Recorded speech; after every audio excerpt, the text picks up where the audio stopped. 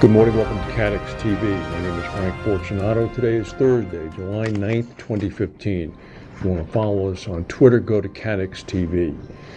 There was a snap subway strike in London this morning. The London Underground, or the tubes, were shut down on a 24-hour strike. That's happened before, but this time the cab drivers were in sympathy with the striking train drivers. So as a result, millions of people in the London area were forced to try to get to work today either by bicycle, by walking, or by lining up on long lines trying to get onto London city buses. This is all because some lines, some of the main artery lines in the London subway system, are scheduled to go to 24-hour service sometime later this year. Currently, all lines shut down from midnight to 1 a.m. in order to do track maintenance. The London subway operators want to run several of the key lines 24 hours a day. This dispute over increased pay has not yet been resolved, and the train drivers strike periodically, and this morning it was a real snafu over there. Getting home in a couple of hours is equally going to be a problem. Meanwhile, in New York, at the New York Stock Exchange yesterday, for over 3 hours, a software error caused the stock exchange to essentially shut down. Service was completely shut down from about 11:30 a.m. to 3:10 p.m. Eastern Daylight Time. This is apparently because of a software update that did not go properly. It was a bit of an interesting time yesterday morning because, as we had reported, United Airlines had a ground stop that affected about 5,000 flights because their system went out, and at the same time, the Wall Street Journal's website went down.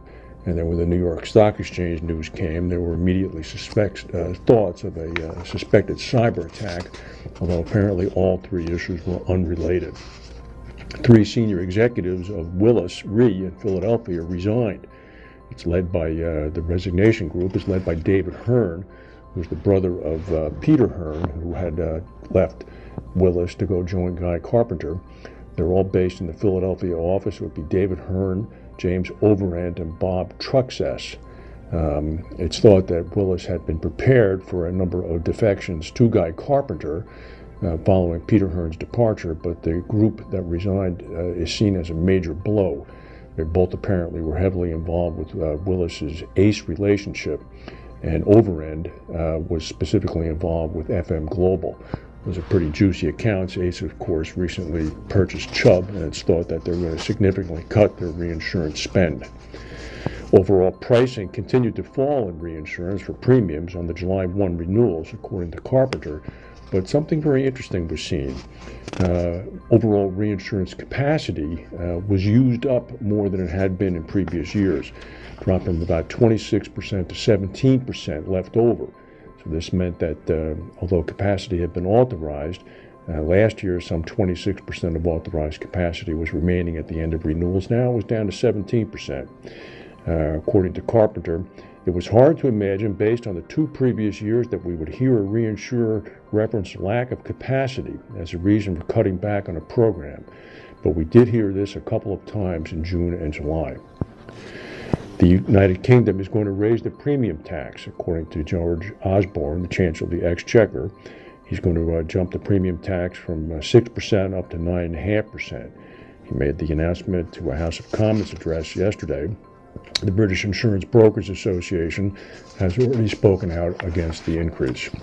The Chinese stock market in Shanghai jumped by about 6% this morning after the government's steps to try to calm down the exchange apparently began to gain some traction. Southeast Asia has seen a sharp spike in maritime crime, with a third more vessels hijacked during the first half of the year compared with this period in 2014. There have been 12 successful attacks on ships in the region during the first 6 months of 2015, compared to 9 for the same period in 2014. And the story with Greece is ongoing. By midnight tonight, the Greeks are supposedly going to submit their plan to the EU. The deadline that the creditors have given Greece is Sunday. Here's a couple of interesting comments from the Greek defense minister, Peter Panos Kamenos, who is a close ally of Greek Prime Minister Alexis Tsipras. He told reporters that Greece was on track for a deal with creditors. He told them this morning. Speaking in a Zen-like kind of tone, after talks at the Prime Minister's residence, he said, "Everything will go very well and will happen very quickly. We'll have an agreement. Everything will work out." Well, from your lips to God's ears, Defense Minister Kamenos. Let's hope that is the case. That's the news for today. If we have any breaking news, we'll come back and tell you. Thank you for watching, and we'll see you tomorrow.